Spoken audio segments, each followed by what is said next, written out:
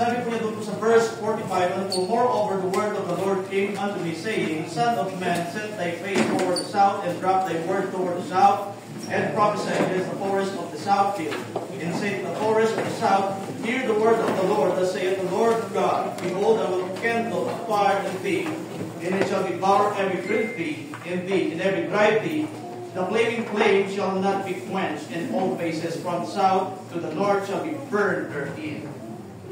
So, maaari na po tayong maupo, ano po, at kasagad po na tayo po ay pipigil at tayo po ay nanalangin. Ito po. O Diyos, Amang Banal, kami po ay lumalapit po sa iyo sa oras po na ito. Humihingi po ng tawad ng Panginoon sa aming mga pagkukulang, sa aming po mga kasalanan. Linisin mo po ang aming pong puso, ang aming pong isip, ang aming pong kaluluwa, Panginoon. Dalangin po namin, Panginoon Diyos, na pagpalain po kami sa revival Sunday po na ito, Panginoon. At bawat salita po ninyo, Panginoon Diyos, ay maging pakinabang po sa aming pong buhay bilang iyong mga lingkod, Panginoon, bilang iyong mga anak, magamit para sa ikaluwalhati ng iyong dakilang pangalan. And as I preach the word of God, hide me behind your cross, O God. May your name be lifted up, O God, in our midst. In Christ's most precious name. Amen. So ang title po ng ating pong mensahe this morning is all about igniting the fire. So, ignite the fire. Ako po mga kapatid, ano po ay, dati po akong negosyante. I used to be a businessman before I came to know the Lord Christ, Jesus as my personal God and Savior. Along the way, mga kapatid, ano po, nung ako po ay naligtas, patuloy po na naaralan po ng salita po ng Diyos, ay namusap po ang Panginoon po sa akin. So sa madaling sabi, ako po ay tinawag ng Panginoon Diyos sa full-time ministry. So ginip up ko po yung negosyo ko po na yun. Back 2002, nagpunta po ako ng negosyo, ano po, at ng mga taon po na yun, ay kumikita na po ako ng around 25,000 to 28,000 sa loob po ng isang buwan. At na-observan ko na kahit na hindi po pala ako mag-abroad, ay talagang magiging milyonaryo po ako. At masasabi ko po, na kung hindi po ako tinawag ng Panginoon sa full-time ministry, mas mayaman po ako ngayon, mas milyonaryo po ako ngayon. Pero hindi ko po pinagsisisihan po. Dahil nakita ko po yung kahalagahan po, mga kapatid, ng kaligtasan. Lalo-lalo na nga po, mga kapatid, ano po sa pamilya po namin, ako po yung unang naligtas. Hindi lang po sa pamilya po namin, kundi doon po sa buong barangay po namin. Ako po yung unang naligtas. Alam po ninyo, mga kapatid, yung time po na yung time na yan, na ibahagi po sa atin yung Ebanghelyo, ay pumasok na po doon yung apoy kung tayo po ay nasa. Amen? Yung banal na Espiritu. Ano po? Pumasok yung banal na Espiritu para po tayong patay na bato. Ano po? Pero binuhay ng Panginoon. Naging buhay na bato. Ano po? Yung batong puso po natin ay naging laman. So mayroon pong apoy. Mayroong apoy. Kaya kung mapapansin din po ninyo, mga kapatid, doon po sa salitang ignite the fire, ang ibig sabihin po niyan, mga kapatid, papagniyasin mo lang yung apoy. Pero mayroon po talaga siyang apoy. At hindi po natin may dinay sa ating po mga sarili, along the way, mga kapatid, yung apoy po natin bilang mga mananampalataya sa puso po natin ay nawawala po yun. At masasabi ko rin po sa sarili ko po, mga kapatid, ano po, sa buong mga taon na ako po ay naglingkod sa Panginoon Diyos, hindi na po yung kagaya po ng dati. Nalulungkot din po ako, mga kapatid, sana mabalik ng Panginoon Diyos yung init ng aking pong paglilingkod. Kaya paano po natin papaglingasin yung apoy sa ating pong puso, yung banal na Espiritu, upang tayo po, mga kapatid, ay ma-revive. Mayroon pong isang simbahan po doon po sa Amerika, mga kapatid, at mayroon pong miyembro po doon na napakatapat na naglilingkod sa Panginoon. Along the way, nanghina po yung miyembro po na yun na napakatapat at hindi na po siya makita po doon sa simbahan. Pero dati-dati, lahat ng mga programa po sa church ay kanya pong sinusuportahan. Nakisod, na-discourage, marahil yung mga nakikita din po niya sa mga miyembro, mga kapatid, ano po, walang nagbabago. Nakisod marahil din doon sa pastor, mga kapatid, o sa asawa ng pastor, sa pamilya ng pastor. Hindi na po siya nagsimba. Minsan isang araw, mga kapatid, ano po, ay dinalaw po siya ng kanyang pong pastor sa panahon na kung saan ay nag-iiyelo. Kumadok po yung pastor doon po sa pintuan, mga kapatid, at pinagbuksan po siya ng kanyang pong miyembro. At yung naglakad po sila, papunta po doon sa fireplace, hindi po sila nag-uusap. Hindi ko po alam kung ito po ay napakinggan na po ninyo. Itong kwento po na ito, hindi po ito isang kwentong barbero lamang. Ito po ay totoo na nangyari, mga kapatid. So yung ano po, yung miyembro po, mga kapatid, ay nandun po sa fireplace na nagpapainit ng kanyang pong katawan. At pumunta din po doon yung kanyang pong pastor. At sila po ay naupo. At ngayon, along the way, ano po, walang imik-imik, yung pastor po, mga kapatid, ay pumunta po doon sa fireplace at kumuha po siya, kinuha po niya yung isang piraso po ng wood po doon po sa fireplace. At inalis po niya doon sa kumpulan po na nagliliyab po na apoy. At umupo siya ulit, pabalik doon sa kanyang pong upuan. At nung nawala na po yung apoy, nung wood po na yun, mga kapatid, tumayo po siya, kinuha po niya yun, yung piraso po ng wood po na yun, na namatay po yung kanyang pong apoy, at inilagay po doon sa fireplace. At nagliyab po ulit, mga kapatid, yung wood po na yun. Walang salita, yung pastor ay nagpaalam. At ngayon, inatid po siya ng kanyang miyembro doon sa may pintuan, mga kapatid. Hindi man siya nagsabi na, paalam sa iyo, kapatid. Wala po siyang ibig-ibig. Pero alam po ninyo, mga kapatid, ano po, paglabas po ng kanyang pastor, bago po niya isara yung pintuan, mga kapatid, ang sinabi po ng miyembro po niya, pastor, sabi niya, bukas magsisimba po. Alam po ba ninyo yung ibig sabihin po ng mga kapatid? Kapag inihiwalay po ninyo ang inyong pong sarili sa Panginoon, mamamatay po ang apoy po ninyo at wala po kayong magagawa. Ang sabi po lang na Panginoon Diyos, ano po in the book of John, abide in me, and I in you, as the branches that cannot bear fruit of itself, lest he abide in me. Kaya tayo po, mga kapatid, ay manatili lamang po sa Panginoon. So this is our first point this morning. Ignite the fire. So how can we ignite the fire? Yung first point po natin, mga kapatid, ano po? Burn the forest entirely. Sunugin po natin yung gubat ng buo. Huwag po tayong magtitira. Natatawa lang po, nakakatawa nga po, bakit natin susunugin yung gubat? Dahil dito po, mga kapatid, sinabi po ng Panginoon Diyos kay Ezekiel, at ang salita ng Panginoon ay dumating sa akin na nagsasabi, anak ng tao, itingin mo ang iyong mukha sa dakong timugan at magpadya ka ng iyong salita sa dakong timugan at manghula ka laban sa gubat ng parang ng timugan. At sabihin mo sa gubat ng timugan, iyong pakinggan ang salita ng Panginoon. Ganito sabi ng Panginoong Diyos, narito aking papagningasin ang isang apoy sa iyo at tutupukin ang bawat sariwang punong kahoy sa iyo at ang bawat tuyong punong kahoy at mag-aalat ng liyab at hindi mapapatay at ang lahat ng mukha na mula sa timugan hanggang sa ilagaan ay masusunog sa liyab. Sunugin po natin totally yung gubat. Amen?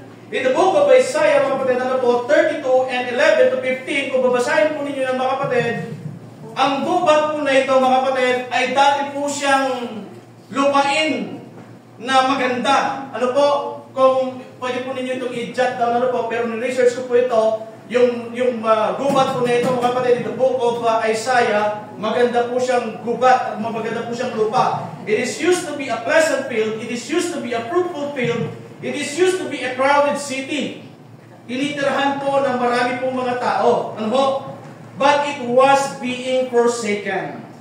The palaces has been neglected and forsaken, and that is why thorns and briars came up. Napabayaan po, mga kapatid, yung lupa po na yun, yung leader po, mga kapatid, yung hari, mga kapatid, pinabayaan. Ano po? Pinabayaan po nila ang Panginoon Diyos, mga kapatid. Ito po. At ito pong lupa po na ito ay tinubuan po ng mga tinik, tinubuan po ng mga wild trees, mga kapatid. Ano po? At naging attractive po ito sa iba't ibang klase po ng mga mababagis po na hayop at tinirahan po ng mga ahas. Amen?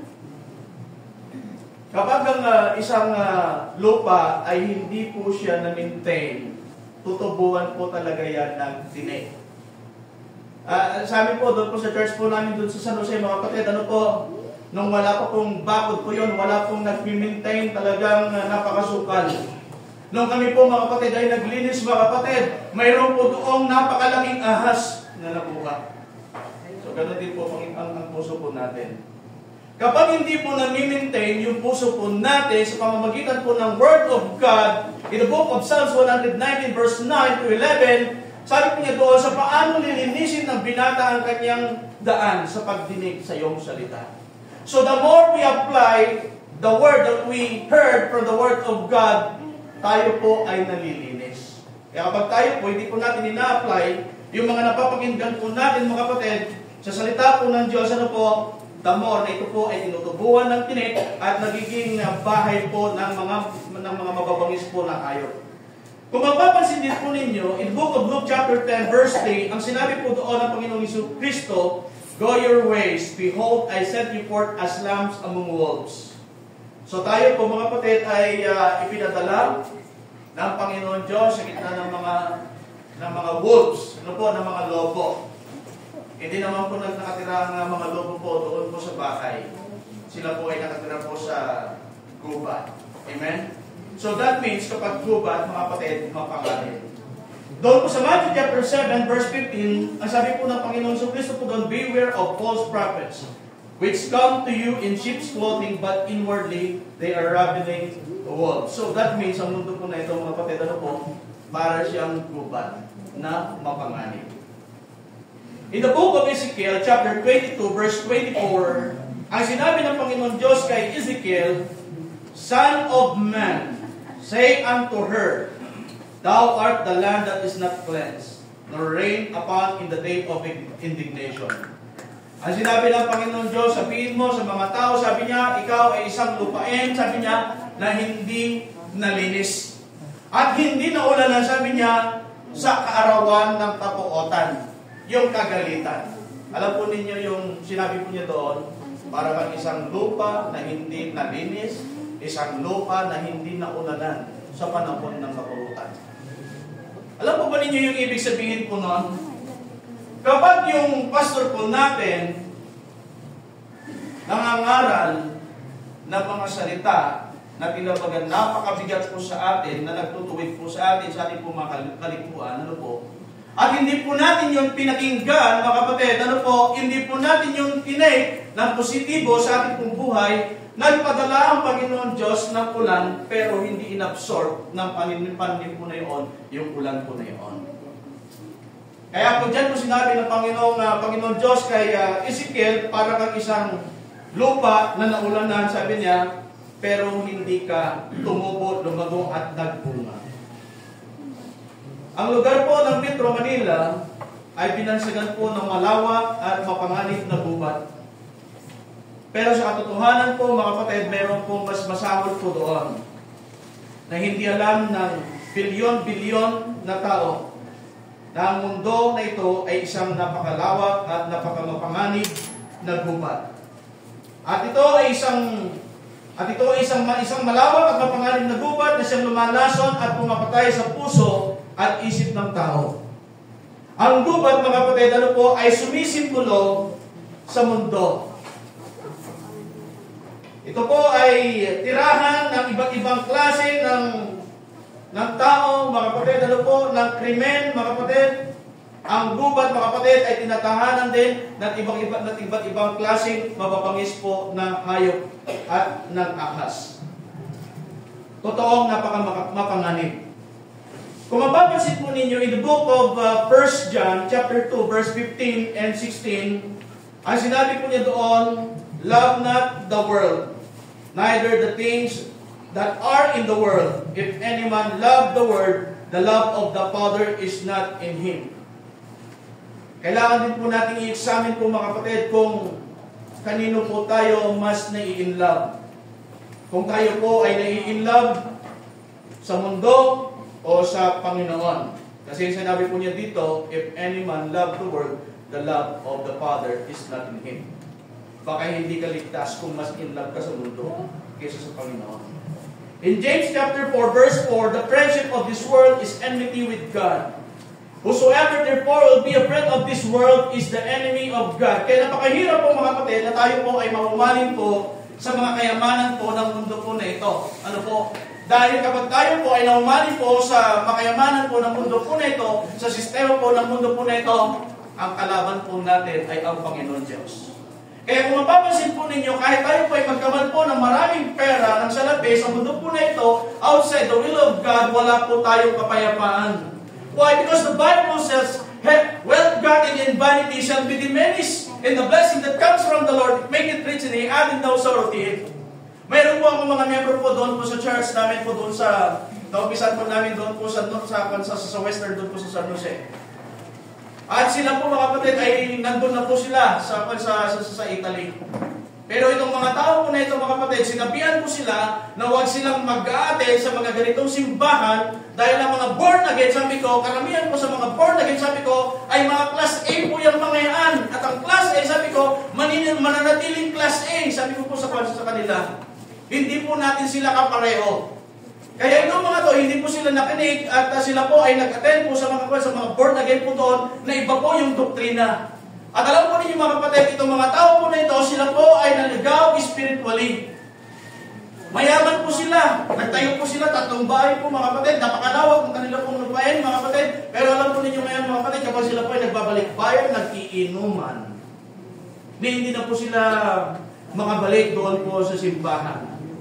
Kaparehas ko din po yung ating pong pastor and I praise the Lord, ano po, yun ang isang gusto ko sa kaklase ko po talagang straight po magsalita si pastor.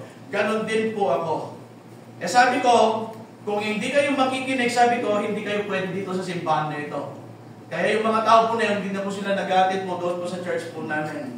Wala naman tayo may pagmamalaki sa Panginoon Diyos sa katotohanan, turuan mo ng tama, siya pa ang magagaling.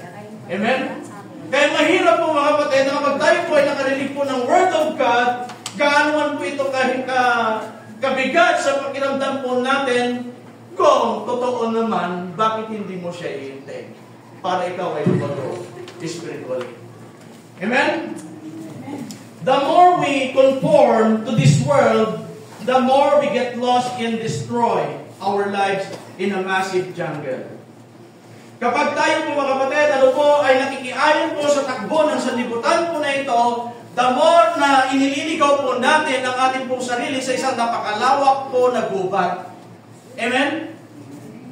Alam po ba ninyo nung nagkaroon po ng giyera doon po sa Israel between King David and his son, Absalom?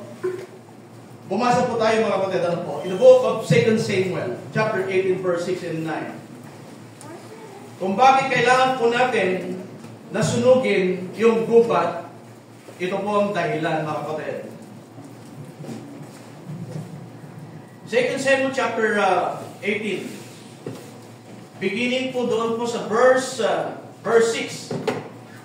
Ang sabi po niya dito, so the people went out into the field against Israel, and the battle was in the wood of Ephraim. So sa nagkaroon po ng gera, at yung gera, sinabi po niya dito, ay doon po sa gubat ng Ephraim.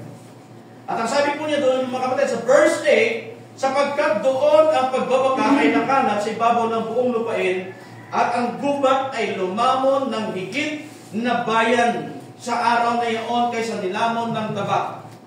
So tingnan po ninyo, nung naggera po doon, mga kapatid, ang sinabi po niya dyan, mga kapatid, mas marami po pong pinatay po yung gubat kaysa po pinatay po ng itak. Amen? At kung mapapansin din po ninyo, mga kapatid, doon po sa verse 9, at nakasugupan ni Absalom ang mga lingkod ni David, at si Absalom ay nakasakay sa kanyang mula, at ang mula ay nagdaan sa ilalim ng mayabong ng mga sanga ng isang malaking insena, at ang kanyang ulo ay nasabit sa insena, at siya ay nabitin, at ang mula na nasa ilalim niya ay nagpatuloy. Mahirap po mga kapatid, na ipasok po natin ang ating po mga sarili sa gubat. Totoong napakamapanganib. Kami po ngayon, mga kapatid, ay naglilinis po kami ng isang malawak po na gubat. At nakita ko po doon, mga kapatid, hindi talaga nagkataon, Pastor, na ako yung mag-speak po ngayon. Even though alam ko po na mas mayroon pong deserving. Kasi po pinaglinis po kami ng Panginoon Diyos po ng gubat nitong mga nakaraang linggo. 3 araw po kami na naglinis po ng gubat. At yung gubat po na yun, mga kapatid, ay almost 2 hectares. At sa katotohanan po, mga kapatid, dapat sana noong mga nakaraan pang mga linggo po namin, lilinisin po yung gubat po na yun. Pero nangyari po, mga kapatid, nga po, ito po, bumagyo po siya. Ngayon, sinabi ko po doon sa mga men ko, sa mga pastor ko, sabi ko, kung hindi natin uumpisahan na linisin itong gubat na ito, sabi ko, ay walang mangyayari. Kaya po, umulan po, mga kapatid, bumagyo, ang sinabi ko sa kanila, tuloy tayo. Pero doon po sa paglilinis po namin doon sa gubat, mga kapatid, sinabihan ko po yung mga pastor ko, sabi ko, magdala kayo ng mga itak, magdala kayo ng mga bota, magdala kayo ng mga kapote. Nagdala po kami ng mga pagkain, nagdala po kami ng tubig. Amen? Sabi ko po, kung hindi natin uumpisan ngayon, walang mangyayari. Nilinis po namin yung gubat po na yun, mga kapatid, totoong napakahirap. Hindi ko po makita po yung kabuuan po doon po sa loob po ng gubat kasi po talagang napakasukal, marami po siya mga puno, marami po siya mga tinik. Mga kapatid, at ang masama po dito, mga kapatid, nakita ko po doon sa loob, mayroon po siyang mga bangin. Doon po sa gubat po na yun. Pero alam po ba ninyo ang gano'n po namin, mga kapatid, kung bakit po namin nilinis po yun? Magtatayo po kami ng simbahan po doon. At kung mapapansin din po ninyo, mga kapatid, yung gubat, kinutubuan po yun ng napakarami po mga puno, iba't ibang klase po ng puno. Ang ibig sabihin po, mga kapatid, fertile po talaga yung gubat. Mayroon po mga po doon, mga wild po na mga fruits din. Kaso lang hindi po siya namumunga. Ganon din po tayo, mga kapatid.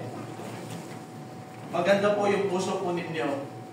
Pero kapag ito po ay napapabayaan, tinutubuan po ng mga tinik. Kaya hindi po magbunga yung seed po na yun na naiasik sa puso po natin. Kaya kailangan po natin gawin, mga kapatid, sunugin yung gubat ng puso po natin. Sunugin yung gubat sa isip po natin. Sunugin yung gubat sa kaluluwa po natin. Linisin po natin ang ating pong puso. Linisin po natin ang ating pong isip. Linisin po natin ang ating kaluluwa sa harapan ng Panginoon Diyos upang tayo po ay Kanya pong gamitin for the glory of His name. Alam naman na po natin yun, mga kapatid.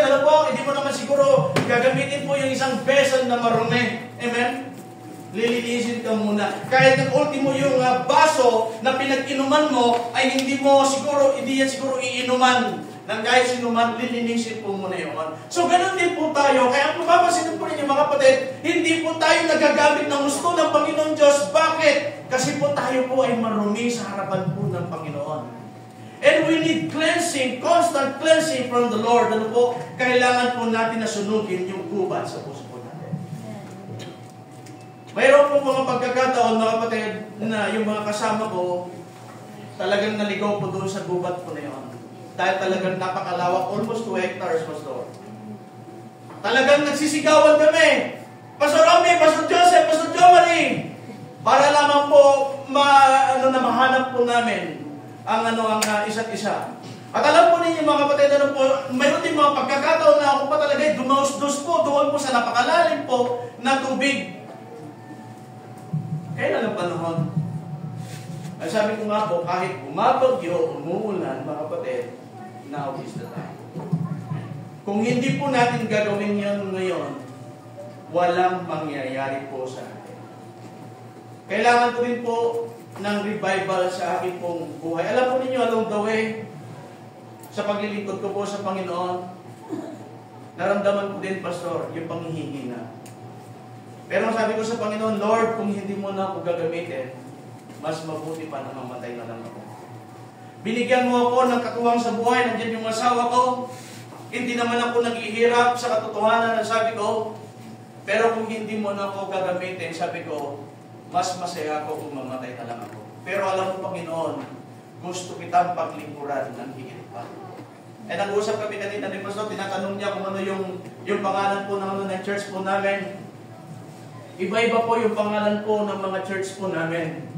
Hindi po isang pangalan. Ang dahilan po ng Pastor kung bakit na iba-iba, ayaw ko po na mag-magnify yung pangalan ko.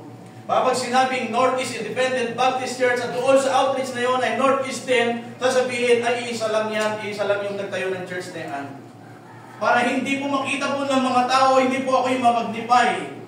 Yun po yung conviction ko po doon. Kaya iba-iba po yung pangalan po ng mga churches po namin. Meron po kami 2 church po doon po sa Tarlac, at kami po ni Mrs. ko po ay umalis po doon. Pumunta po kami ng Thailand, hindi po kami pinalad po doon na makapagtanim po ng church po doon. Dinala po kami ng Panginoon Diyos po dito sa Kuya po. Meron po kami ngayon 3 outreach po dito sa lugar po ng Kuya po. And hopefully, by next year ay makapagtayo po kami ng simbahan. That is the purpose, mga kapatid. Yung seed na iyon, mga kapatid, na naitanim po sa ating pong puso, mga kapatid, ito po ay tumubo. Ito po ay lumago, ito po ay lumaki. Yan po ang design po ng Panginoon Diyos sa pagliligtas po sa atin.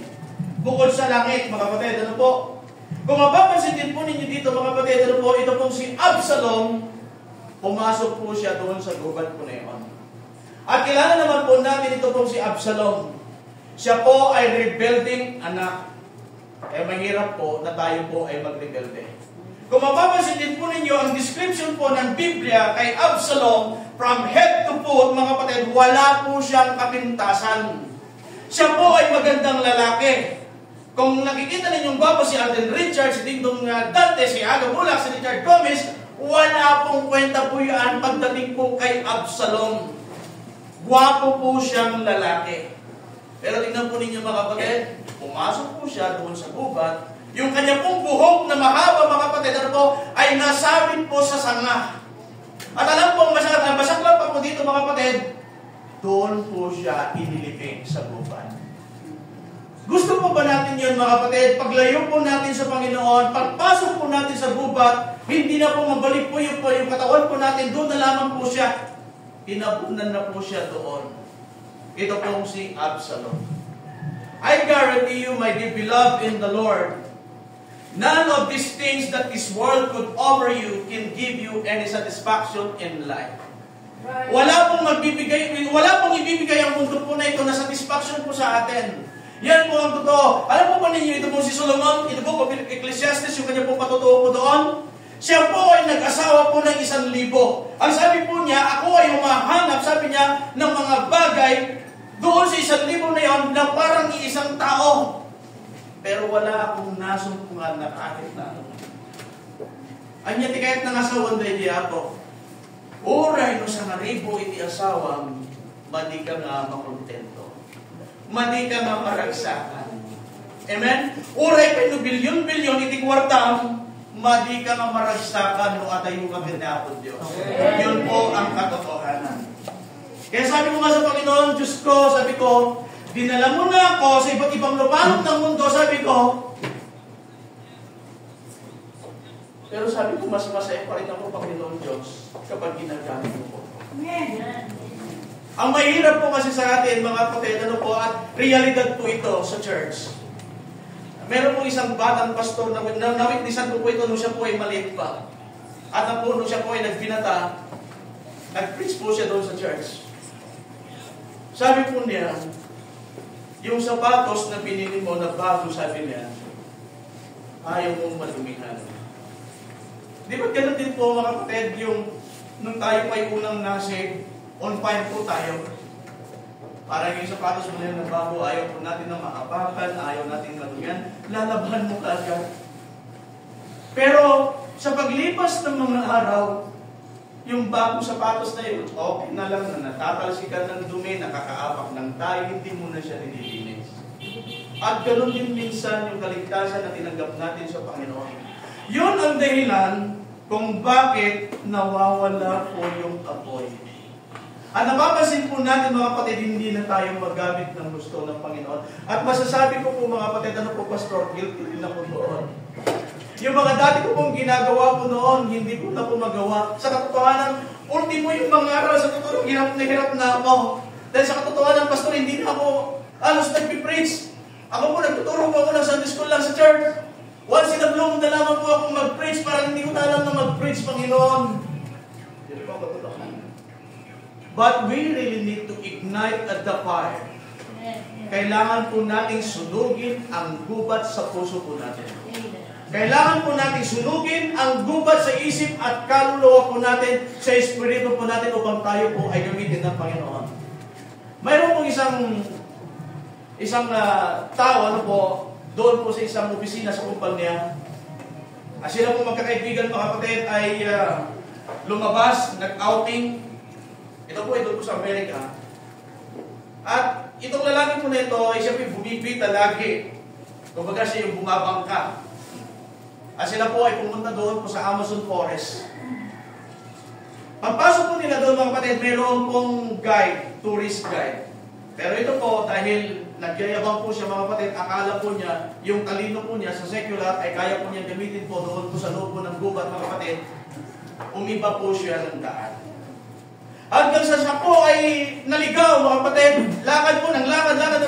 Hindi niya napapansin, napakalayo na po yung kanya pong narating. Naligaw na po siya ng tuluyan. Kahit siya po ay magsisigaw, wala pong nakakarinig po sa kanya. Nag-iiyak na po itong tao po na ito, mga kapatid. Naging hopeless na po siya, mga kapatid.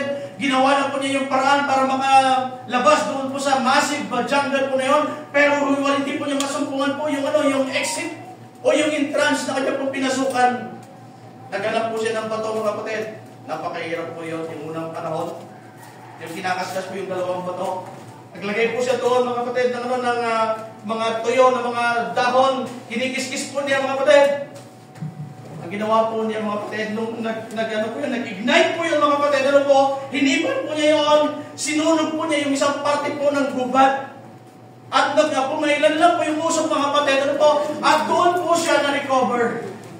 Kaya po sa buhay po natin, mga kapatid, papagningasin po natin ang apoy sa ating pong puso, sulugin po natin yung gubat sa puso po natin. Upang tayo po ay gamitin ng Panginoon. Why do we need to burn the forest entirely? Burn the forest entirely in order for us to grow. Alam po ninyo yung doon po sa parable of the sower, yung nahasik po doon po sa tinigan among thorns. Hindi po siya makalaki, makapag-grow, mga kapatid, kasi po natsutsuk po siya. At ganun po ang sanlibutan po nito, mga kapatid, talagang matinig. Kung mapapansin po ninyo, ang Panginoong Jesucristo, when He was being tempted by Satan, inoffer po niya yung kayamanan po ng sanlibutan. Ibibigay ko sa iyo ang lahat ng ito. Sambahin mo lang ako. Pero sinabi ng Panginoong Jesucristo, sa Diyos ka lamang sasambahin. Kaya kung gusto po natin na mag-grow, yung seed po na yun, naisip po sa puso po natin, sunugin po natin totally, entirely yung gubat ng ating puso po. And number 2, ignite the fire. How can we ignite the fire? Number 1, burn the forest entirely. And number 2, burn the fats entirely. Kung tinamaan kami dito ni Pastor, kasi pareho kaming medyo mataba. Sunugin mo yung taba. Amen? Kaya nga po, alam ko ninyo, mga kapatid, nung ako nagninegosyo po ako, isa po sa mga business ko po talaga, piggery. At nagpapakatay po ako ng mga baboy, 5 baboy, yung 10 baboy, mga kapatid. Kaya yung lifestyle ko po, bago po ako nasa iba nun po, yung nanay ko magluluto ng breakfast, karne ng baboy. Sa tanghalian, karne po ng baboy. Sa hapunan, karne ng baboy. The following day, karne po ng baboy, mga kapatid. Kaya ang nangyari po, mga kapatid, ako po ay lumaki. At hindi po ninyo siguro, for your information, mga kapatid, dumating po yung time po, mga kapatid, hindi na po ako kontento doon sa taba na aking pong kinakain. Ultimo yung mantika, hinihigop ko. Yun po ang katotohanan. Akala ko po nakakadiri po yun dahil pinukwento lang po sa akin kasi meron po kong pinsan po na talagang hinihigop po niya yung mantika ng baboy. Ganoon po pala kapag yung katawan po natin ay punong-puno na ng kolesterol. Masarap na para sa iyo yun. And I praise the Lord, ako po ay nakakilala po sa Panginoon Diyos, binago po niya yung aking pananaw. Kung mapapansin po ninyo mga kapatid, ano po, doon po sa aklat po ng Leviticus chapter 4, hanggang doon po sa 31, ano po, binanggit po diyan yung tinatawag doon po sa sin offering. At kapag ang Israel, ano po, ang mga Hudyo po ay nagkakasala, mga kapatid, kailangan po nila na mag-alay po ng baka, kailangan po nila na mag-alay po ng tupa, kailangan po nila na mag-alay ng toro, mga kapatid, para sa kanila pong sin offering. At mapapansin din po ninyo, mga kapatid, ano po, for the sake of time, at alayo ko po na mag-overtime, doon po sa Leviticus chapter 4, verse 8 and 12, yung sinusunog po yung taba po doon, it is a sin through ignorance. At doon po sa Leviticus chapter 4, verse 13 and 19, yun naman po yung patungkol po doon sa offering, doon po sa burnt offering, yung sa congregation po yon, ang ibig sabihin yung buong Israel. Kapag sila po ay nagkakasala, talagang magsusunod po sila ng alay. At kung mapapansin po ninyo doon, mga kapatid, ano po, doon po sa mga kahulihulan po ng mga verses po, mga kapatid, ang sinabi po ng Panginoong Diyos, susunugin mo totally yung taba. Amen? In Leviticus chapter 4, verse 27, mga kapatid, ano po, ito naman po yung common people sin. Kapag may pakilala yung kanila po, kahit sa mga unbeliever, sa mga hindi Kristiyano, sabi niya, kapag nakilala nila ang kanilang pagkakasala, sabi niya, dito, sila ay magsusunog ng alay. At yung taba ng alay na yun, sabi niya, ay susunugin. Kahit po yung leader, binanggit po dyan, yung rulers sin. Kaya, wala namang pong exempted. Kahit pong pastor nagkakasala din. At kinikilala ko po yun. So dito po mga kapatid, ano po, unbeliever man, kongregasyon man mga kapatid, pastor man, ano po, kapag naipakilala yung kanya pong pagkakasala mga kapatid, siya po ay mag-aalay ng alay na susunugin. At lahat ng taba na yun, mga kapatid, ano po, ay susunugin totally. Kaya kung gusto po natin mga kapatid na mag-apoy po, mag-alab, yung puso po natin, ano po, sunugin po natin totally yung taba ng ating pong puso. Yung taba po ng ating pong isip, ng taba ng ating pong espiritu, mga kapatid. Amen? Kaya tignan po ninyo kapag nagbabarbecue po tayo, oray dahil biggang laan. No dahil ng patakan iti mantika, agapoy dahil nagliliyag po yon. Kaya kapag tayo po sinulog po natin, yung taba po natin spiritual, mga kapatid, magliliyab yung apoy at gagamitin tayo ng Panginoon Diyos. Amen? At mapapansin din po ninyo mga kapatid in the book of Leviticus chapter 7, verse 23, ganito po yung sinabi po niya dito, si Mrs. ko, mga kapatid, sa totoo lang, hindi po yan kumakain po ng taba. Minsan talagang natitempt ako. Ang kinakain lang po niya, yung taba po ng isda. Yun lang ang masarap po sa kanya. Pero yung balat po ng manok, inihihiwalay po niya yan. Yung taba po ng baboy, inihihiwalay po niya yan. Pero masarap talaga kasi, mga kapatid. Pero alalahanin po natin, yung pagkain, kahit matataba, masasarap lang hanggang dito. Pero pagpasok niyan, doon sa stomach mo, mabigat na sa katawan. So tingnan po ninyo mga kapatid, ang sinabi po dito, doon sa Leviticus chapter 7, verse 23 and 25, ganito po yung sinabi po ng Panginoong Diyos kay Moses, patungkol po sa kasalanan. Leviticus chapter 7, verse 23 and 25. Ang sabi po niya dito, for whosoever, verse 23, speak unto the children of Israel, saying, ye shall eat no manner of fat. Maliwanag po yung sinabi, yung salitain sa mga anak ni Israel, na sabihin, huwag kayong kakain ng taba ng baka, ng tupa o ng kambing. Madi tayo dapat nga agsitsidaw ang kanan, dahil taba. Amen? At ang taba ng namatay sa kanyang sarili at ang taba ng nilapan ng galit ay magagamit sa anumang kagamitan, ngunit sa anumang paraan, huwag ninyong kakainin. Madi tayo ang kanan. Kunana. Kaya dyan po nauso po yung salita po na galaw-galaw, baka mastro. Amen? Kailangan po natin ng pagsusunog ng taba. Burn the fats entirely. God says, he shall eat no manner of fat. Ano po? Burnt offerings, my dear beloved in the Lord, are sin offering before God. Kapag ikaw ay nagsunog ng taba, ng alay na susunugin, in time pass, ano po mga kapatid, ito po ay sin offering. Ano po? At yung sin offering po na yan mga kapatid, tinawag din po sa Biblia na peace offering. Para kapag, di ba kapag nag-away kayo ng asawa mo, ay bibili ka ng kung ano man na gustong-gusto niya. Amen? Peace offering mo. Kaya kapag tayo po mga kapatid ay nagsunog pala ng taba noon, dahil tayo po ay nagkasala sa Panginoon, Panginoon, ito ang peace offering ko sa iyo. At yung sin offering po na yon na tinawag din po ng Panginoon Diyos na peace offering, ay tinawag din po siya mga kapatid na sweet savor before God. Ito sabi niya ay masarap na amoy. Amen? O yung umutot nga lang yung katabi mo, eh, visit na visit ka na sa katotohanan. Amen? Ang kasalanan po mga kapatid, ano po, isang mabantot na amoy sa Panginoon. Pero kapag tayo po mga kapatid ay nagsusunog ng taba sa harapan po ng Panginoon Diyos, tayo po mga kapatid ay nagiging masarap na amoy sa Panginoon. Kaya po Diyos teta, pangutang kitikiti na pangsitan. Amen? At tinawag din po mga kapatid, yung burnt offerings po na yun, na pleasant before God. Ito po ay kaaya-aya sa Panginoon. Today, it is a good thing that we don't need to burn offering physically or literally when we sin against God. Because nowadays, repentance is tantamount of burnt offering before. No, ni-requesta niya ako, Diyos kakabsat, iti burnt offering tatta, at dakat ititaragan mo nga baka, dakat ititaragan mo nga tubak, ang kaldeng, kapuuram, awan. Mas madali na nga po ngayon sa katotohanan. Pero mga kapatid, ang katumbas po noon, yung kapag nagkasala ka, pagsisihan mo sa harapan ng Panginoon. Kaya kapag nagkasala ka, hindi mo yung pinagsisisihan, hindi ka nagsusunog ng offering sa Panginoon at hindi natutuwa ang Panginoon.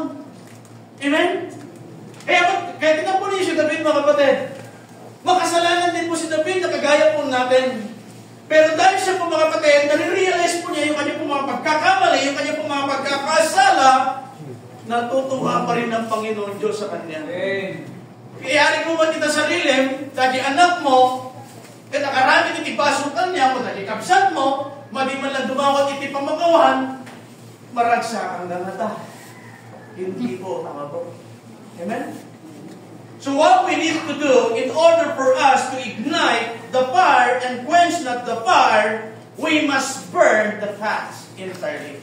Huwag po tayong magtitira. Sunugin po natin yung taba ng puso po natin, sunugin po natin yung taba ng isip po natin, yung taba ng kaluluwa po natin, ng espiritu po natin. Ano po? Ang sabi po doon po sa aklat po ng Lucas chapter 13, verse 3 and 5, sinabi po niya doon, 2 beses po niya sinabi, except ye repent, ye shall all likewise perish. I tell you nay, except ye repent, ye shall all likewise perish. 2 beses po niya yung sinabi. Verse 3 and verse 5. Ang ibig sabihin po ng mga kapatid, ano po, kapag tayo po ay nagkasala at hindi po natin yun, pinagsisihan, tinalikuran, ikakapahamak po natin. So, ganun din po mga kapatid, ano po, kapag wala po tayong restriction sa pagkain po ng taba, yung taba po na yan ang papatay sa iyo. Amen? Yung pagkain po ng taba, mga kapatid, ano po, ito po ay nagbabara po sa mga veins po natin. Kaya po nagkakaroon po ng blood clot, ano po, ng heart stroke, ng total na paralyzed. Kaya hindi ka na magagamit ng Panginoon. Meron niya ako isang pastor, ang kapatid, ano po, talagang masarap po siya kumain. Nakwento po nung si Pastor Boy. Ang brosyo, magkaroon po sila ng pastor gathering po doon sa Bulacan, mga kapatid, ano po. At sila po doon, kapag sila po ay nag-gathering, ay naghahanda po sila ng lechon. Ay, pambihira, sabi niya. Kay stroke mo pa lang, sabi niya, nilalantakan mo na naman yung lechon. Alam mo na yung sinabi ko ng pastor, ay, ang ibali ng mamatay na nakapikit ang mata, walang nakatilat ang mata. Gaganon-ganon na po, hinihila na po niya yung isang paa po niya. Amen? Pero alam po ninyo, mga kapatid, gano'n ang nangyari. Natiko. Namatay. Amen? Eh, mahirap po mga kapatid, ano po na manatili po yung taba sa ating pong katawan, whether it be physical or spiritual. Sa totoo ngayon, Pastor, talagang nag-workout talaga ako. Pero napakahirap talaga. Nagja-jogging ako in the morning, nagbubuhat din ako ng medyo dumbbell. Talagang nagpo-push up din. Kasi po mga kapatid, ay gusto ko rin po na magamit po ako ng Panginoon. At ganoon din po mga kapatid, sa spiritual po na ating kalalagayan, sa spiritual health po natin, kailangan din po natin na magpagpag ng taba. Amen? Why do we need to burn the fats entirely in order for us to grow? Why do we need to burn the forest entirely in order for us to grow? But this, kailangan po natin sunugin ng taba para po tayo po ay mag-grow. Hindi po ba mga kapatid, yung napaka-sexy or napaka-macho na binata, dalaga, kapag sila po ay nag-asawa, di ba, usually nalolosya? Pero parang nalosya ka na. Amen? Hindi ka nag-glow. Amen? So mga kapatid, ang design po ng Panginoon Diyos doon po sa sin po na yun, na nahiyasin po sa ating pong puso, ito po ay mag-grow. At kapag ito po ay nag-grow, mga kapatid, kapag sinulog po natin ang ating pong taba, mag-glow ka rin. Ang ibig sabihin po mga kapatid, makikita yung liwanag po. Magpo-produce po yun ng bunga. Hindi po talaga madali mga kapatid. Pero talagang gusto ko po na maging parang pastor. Sabi ko doon sa mga pastor ko pag pumunta tayo, nag-witness tayo doon sa mga pal natin, tanggapin mo ang Panginoong Diyos. Parang nagpo-post ka pa na macho ka. Ang ibig ko lamang po sabihin po mga kapatid, we really need to be physically and spiritually makita po yung liwanag po natin. In the book of Matthew chapter 5, 14 to 16, ang sinabi po niya doon, let your light so shine before men, that they may see your good works, and glorify your Father which is in heaven. Natulog kami ni Sister Alma doon sa isang bahay po, doon po sa kaibigan po namin, doon sa Tennessee. At yung spot po doon, mga kapatid, na ibinigay po niya sa amin, sabi niya, pagdating ng araw ng oras ng alas 6, sabi niya, ay tingnan ninyo, sumilip kayo doon sa kanyo sa bintana.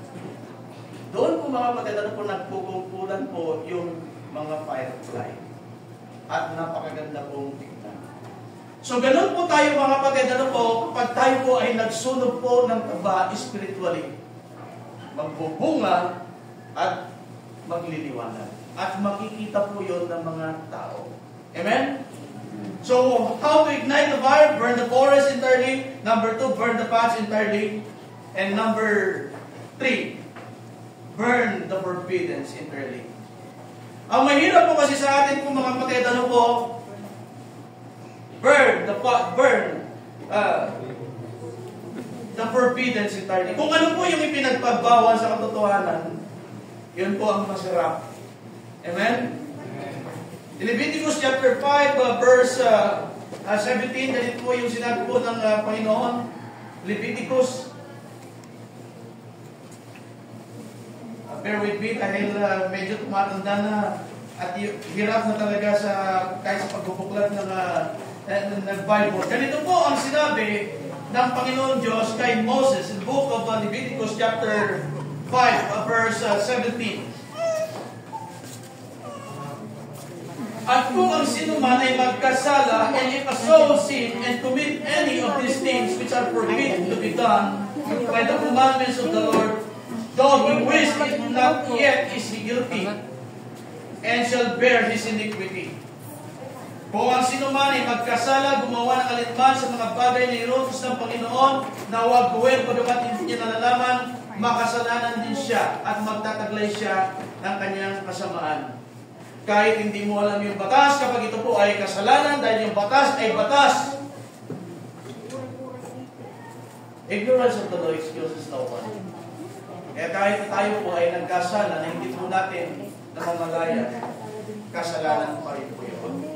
Ngayon po na naliwanagan po tayo, nakikita po natin kung ano po yung ipinagbabawal po ng Panginoon Diyos po natin.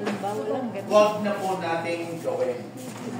Yung salitang forbidden, mga kapatid, it could also be translated as spouse. which means bad, dirty, disgusting, polluted, impurity, or illegal. So, yung ipinagbabawal po mga kapatid, hindi po siya legal.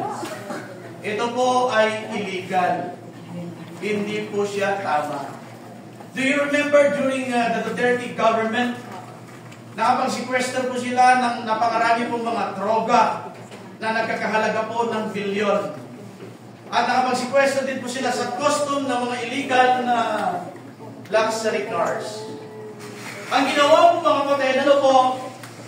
Sinunog po yung mga ipinagbabawal po na gamot po na yun. At yung mga luxury cars po na yun mga kapatid, kahit napakaganda, bakit hindi nilang ibenta? Amen? Pero alam po ninyo, kanya pong ginawa na po, pinasagasaan po niya sa mga bulldozer at sa mga pisong para hindi po pamarisan. Kung ano po yung illegal mga kapatid, dapat po natin yon na sunugin. Amen? Hindi po yun tama, hindi po yun makakabuti. Tayo po mga kapatid, ano po, mga criminal po tayo sa harapan po ng Panginoon. We cannot deny the fact that oftentimes we make mistakes. We commit things that are not pleasing in the sight of God, those things that are forbidden. Yung mga ipinagbabawal po ng Panginoon Diyos. Do you remember Achan? Ito po si Achan mga kapatid, ano po, ay nagtago po siya ng mga bagay na ipinagbabawal. At alam po ninyo mga kapatid, nung ito pong si Joshua ay nagpadala po ng mga mandirigma doon po sa AI, about 3,000. Alam po ba ninyo kung ano po yung ilang bilang naman po yung nagtaboy po sa kanila? 36 lang na mga tao, natalo po sila. At sila po ay umiyak sa harapan ng Panginoon Diyos. Ano po? At sila po ay nag-prayer and fasting. Imagine po ninyo yun, 36 na tao, dinaig po yung 3,000. Tinaboy po nila yun, na parang daga. Dahil po sa kasalanan. Yung mga ipinagbabawal, mga kapatid, ano po, ito pong si Achan, itinago po niya. At kung makikita po ninyo, yung kwento po na yun, mga kapatid, kung babasahin po ninyo, wala naman pong kasalanan na hindi po nabubulya. Akala po ninyo siguro po mga kapatid, may tatago po natin yon. Be sure your sin will find you out, sabi po ng Biblia. Hindi man yan makita yung mismong gawang kasalanan na ginawa mo, nagre-reflect yan sa buhay mo. Amen? Makikita po yun. At dito po mga kapatid, napakasaklap mga kapatid, yung itinago po niya ng mga ipinagbabawal mga kapatid, ano po, hindi po niya napakinabangan. At ang masabi po dito mga kapatid, pati yung kanyang mga anak na lalaki at babae, tinawag po ni Joshua doon po sa kongregasyon po ng Israel at sila po ay pinagbabato hanggang sa sila po ay namatay. At ang nangyari po dito mga kapatid, pati po yung kanila po mga alaga, mga baka, yung mga tupa mga kapatid, yung lahat ng kanila mga pag-aari ay minsanan po silang sinunog. Amen? E akala po natin yung mga kayamanan po na natamo po natin outside the will of God, magiging pakinabang po yun sa atin? No. Hindi po yun magiging pakinabang. So what we need to do in order for us to ignite the fire, burn the forbiddens entirely. Sinunog po entirely, ito pong si Achan, yung kanya pong buong pamilya, at lahat ng kanya pong pag-aari, wala pong naiwang mga bakas, at ngayon nagkaroon po ng revival. Pumasok po sila doon po sa AI, doon po sa digmaan po na yon, nilusog po nila yan mga kapatid, at wala po silang itinirang buhay. Kaya gusto po natin na mag-enlarge, lumaki po sa gawain mga kapatid. Sunugin natin yung mga pinagbabawal. Why do we need to burn the forbidden? In order for us to grow. Tatatalo po ninyo ito po si Bartimeus, yung pinagaling ng Panginoon Diyos na bulag. Siya po ay nilalagay po doon po sa tabi po ng kalsada, doon po sa tabi po ng simbahan mga kapatid. At nung narinig po niya ang Panginoong Jesucristo na siya po ay dumadaan, ano po, yung kanya pong balabal na ginagamit po niya sa paglilimos, uminit man o umulan mga kapatid, itinapon po niya yun. At pinagaling siya ng Panginoon. Alam po ninyo yung sinabi ng Panginoong Jesucristo, go thy way. Thy faith hath made thee whole. Sabi niya, humayo ka ng iyong lakad, pinagaling ka ng iyong pananampalataya. At ito pong tao po na ito, mga kapatid, siya po ay humayo, mga kapatid, at sumunod sa Panginoong Jesucristo. Alam po ba ninyo yung salitang go, mga kapatid? Ang ibig po sabihin po ng salitang go, mga kapatid, ano po? In the Word of God, it means complete healing. Total restoration, ready to operate or function. Kaya yung salita po na ito ay ginamit din po niya sa kanya po mga disipulo, mga kapatid, in the book of Matthew chapter 28, go ye into all the world, preach the Word, baptizing them in the name of the Father, and the Son, and of the Holy Spirit. Pero kung mapapansin po ninyo, doon sa verse 18 and verse 19, doon po sa pinakaunang verse po yun, doon sa verse 17, ang sinabi po doon, mga kapatid, yung iba hindi nanaywala. Hindi po nanampalataya. Eh pag tayo po, alam po ba rin yung dahilan kung bakit napipigilan po tayo na humayo, mag-function, at mag-work out? Kasi po yung nakaraan po ng buhay po natin. Kaya hindi po tayo makapag-flow. Ewan po, mayroon pong i-share po sa inyo para makalimutan po ninyo yung nakaraan. Ang kailangan po ninyong gawin sa nakaraan, sunugin po ninyo yung doon. Mayroon po akong naging ex, iniyakan ko po talaga yun.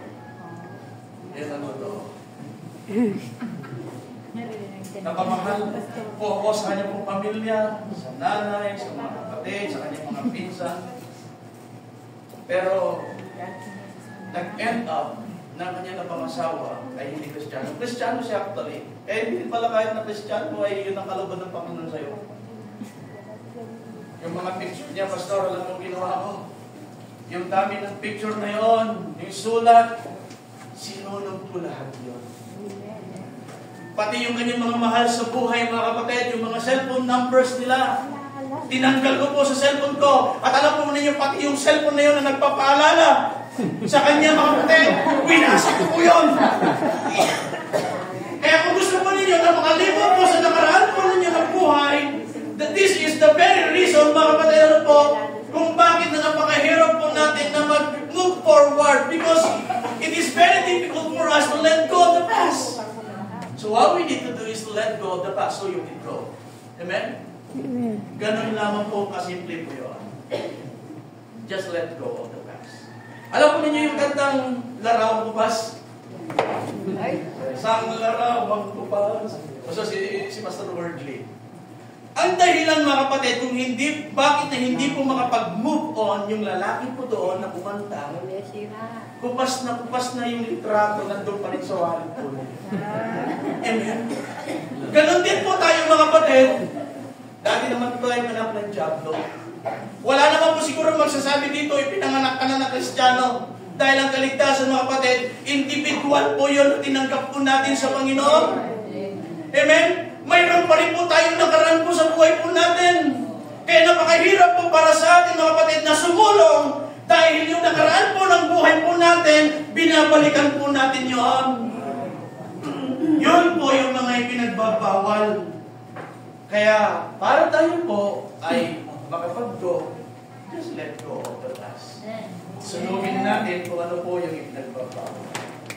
Magtatapos po ako sa isang ilustrasyon, mga kapatid, sa isang kwento. Napakahaba po dito sa katutunan, pero sinorded ko lang.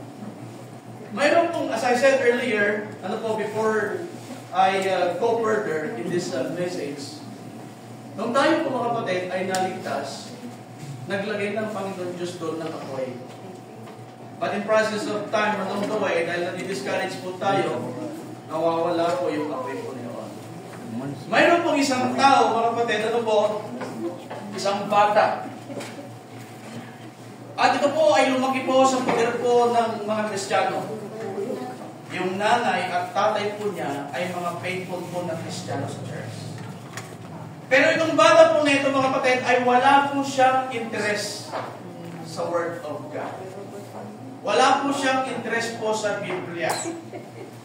Wala siyang pakialam. Mas interesado pa po itong tao po na ito na pag-aralan po yung sikat na libro ni Shakespeare. Sa edad po na 12, mga kapatid, napag-aralan na po niya yung world history.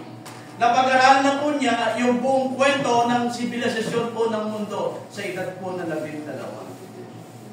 Along the way, lumaki po itong bata po na ito mga kapatid at naging successful po siya secularly. Lumaki po siya na ginagalang, respetadong abogado. At age of 36 mga kapatid, ano po, siya po ay dinalaw po ng kanyang pong kaibigan sa kanyang pong opisina.